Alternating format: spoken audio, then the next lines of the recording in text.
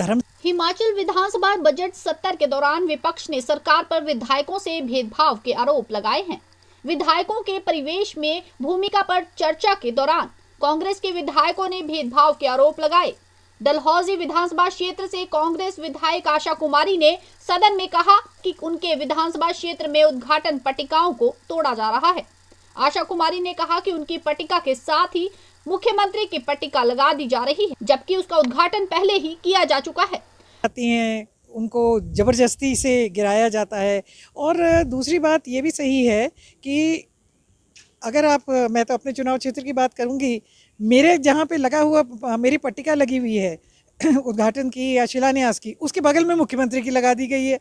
ये मैं पहले उसका कर चुकी हूँ अपने समय में, उसका बजट भी हमारे समय का है। तो ये इस तरह की चीज़ें जो हैं ये शोभा नहीं देती।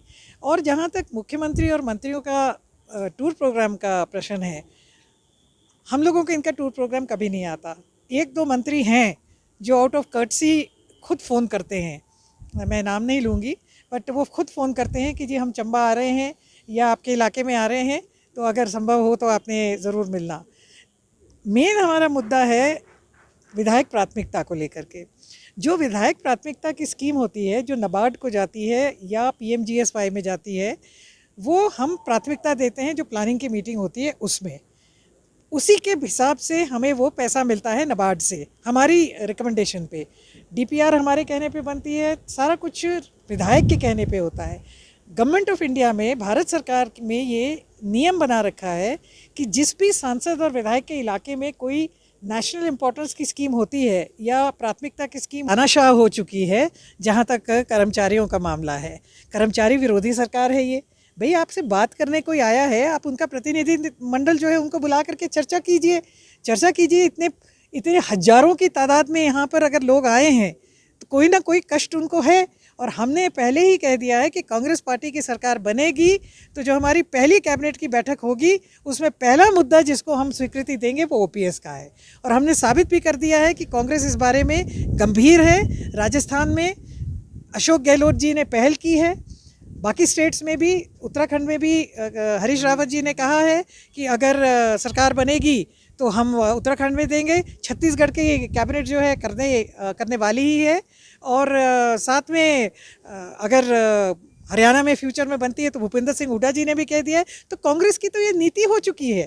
तो कांग्रेस तो इस बात पे गंभीर है, मगर ये जो सरकार है ये तानाशाह की तरह कर रही है कार्रवाई। इन्होंने कोई 1960 के, इसके दो पहलू हैं। एक पहलू तो ये है जो फोटो ऑप्स किए जा रहे हैं बॉर्डर क्रॉस करने के बाद।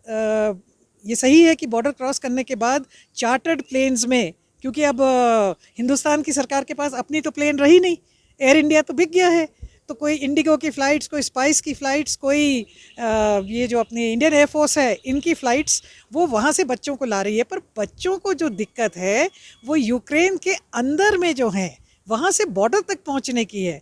दयनीय स्थिति है, हमारे संपर्क में है लोगों से हम बात कर रहे हैं।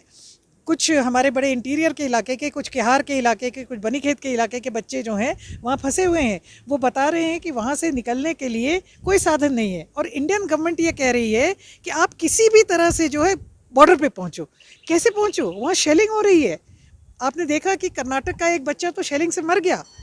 पंजाब का एक बच्चा जो है टेंशन से, उसको मौत तो नेचुरल कारण से हुई कि उसको ब्रेन हेमरेज हो गई, मगर फैक्ट तो ये है कि वो टेंशन नहीं झेल पाया। इसी तरह से वहाँ पे सुमी करके जगह है, 700 या 800 बच्चे हिंदुस्तान के वहाँ फंसे हुए हैं। ना वहाँ खाने को है, ना वहाँ पे कोई पानी का इंतज़ाम है। हमारा ये कहना है कि भारत सरकार इस चीज़ में बच्चों की मदद नहीं कर रहा है, हिदायत दे रहा है कि आप निकल आओ। और ऊपर से इसको पॉलिटिसाइज करने के लिए यूपी में भाषण दिए जा रहे हैं कि भारत की बढ़ती ताकत को देख करके बच्चों को लाने में हम सफल हुए। कौन सी बढ़ती ताकत है? ये तो बच्चों की हिम्मत है, बच्चों की हिम्मत है। मैं इन बच्चों को दाद दूंगी जिन्होंने अपनी जान पर खेल करके भी वो यूक्रेन के बॉर्डर तक पहुँचे, पोलैंड तक पहुँचे।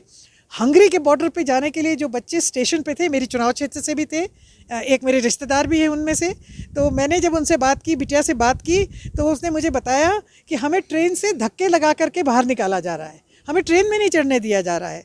ये बाद में जो है वहाँ के जो स्थानीय निवासी हैं हिंदुस्तानी, उन्होंने मदद करके और वो हेल्प किया। जो खालसा एड वाले हैं, उन्होंने उनकी मदद की खाना वगैरह देने में, मगर भारत सरकार की तो कोई एड नहीं है। तो मेरा मुख्यमंत्री से ये कहने का मतलब तात्पर्य ये था कि आप भारत सरकार से ये बात करें कि बच्चों को विशेष करके कीव, खार्किव, सूमी, जो जहाँ पे शेलिंग एंड बॉम्बिंग चल रही है, वहाँ से बच्चों को सेफ पैसेज, चाहे हिंदुस्तान का एन स्टार न्यूज के लिए शिमला से ब्यूरो रिपोर्ट।